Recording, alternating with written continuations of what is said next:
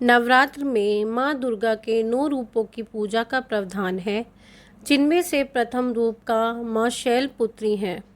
इनके अन्य नाम भी हैं पार्वती, सती, हेमवती, भवानी व विशारुणा है।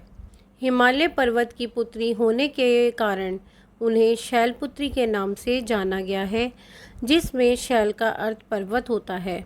कठोर तपस्या के पश्चात इनका विवाह भगवान शिवजी के साथ हुआ था, इसलिए इन्हें प्रथम दुर्गा के नाम से जाना गया है। आइए माँ शैलपुत्री के बारे में जानते हैं। आपने पूर्व जन्म में शैलपुत्री माता सती के नाम से जन्मी थी, जो प्रजापति दक्ष की पुत्री तथा महादेव की पत्नी थी। भगवान शिव को राजा दक्ष पसंद नहीं करते थे तथा इसी कारण उन्होंने एक यज्ञ में उन्हें नहीं बुलाया था। जब देवी सती बिना न्योते के अपने पिता के यज्ञ में पहुंची तो वहां अपने पति के अपमान को सह नहीं सकी।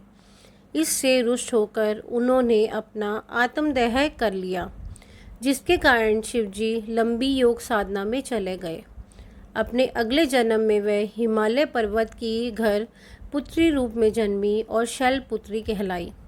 अपनी कठोर तपस्या के बाद उन्होंने भगवान शिवजी को पुनः पति के रूप में प्राप्त किया। माता पार्वती के नाम से विख्यात हुई। तभी से उनकी पूजा करने का विधान शुरू हो गया। माँ शैलपुत्री वृषभ अर्थात बैल पर सवार रहती है, इसलिए उनका नाम विष्णुणा भी है। उनके दाएं हाथ में त्रिशूल होता है, जिससे वे पापियों को दंड देने का कार्य करती है और धर्म की रक्षा करती है।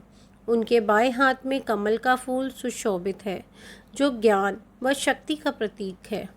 माँ श्वेत व पीले वस्त्रों को धारण किए हुए रहती है तथा शांत स्वभाव में दिखाई देती है। सबसे पहले माता रानी के लिए एक चौकी स्थापित करें और उस पर आइए अब हम माता रानी की पूजा विधि के बारे में चर्चा करते हैं। सबसे पहले माता रानी के लिए एक चौकी स्थापित करें और उस पर लाल रंग का वस्त्र बिछाएं। अब माँ शैलपुत्री की प्रतिमा स्थापित करें, फिर कलश को रखें। माँ शैलपुत्री की प्रतिमा किसी भी धातु या मिट्टी से बनी हो सकती है। कलश पर स्वस्तिक को सबसे पहले माता रानी के लिए एक चौकी स्थापित करें और उस पर लाल रंग का वस्त्र बिछाएं। अब माँ शैलपुत्री की प्रतिमा स्थापित करें, फिर कलश को रखें।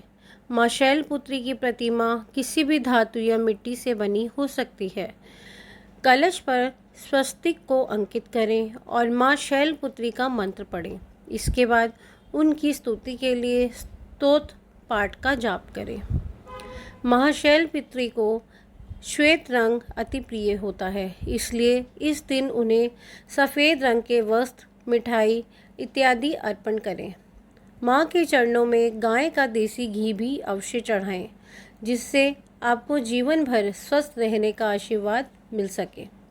माँ शैलपुत्री को एक शीला के समान दृढ़ माना गया है, जिनकी आराधना से मन को स्थित करने और इधर उधर भटकने से रोका जाता है।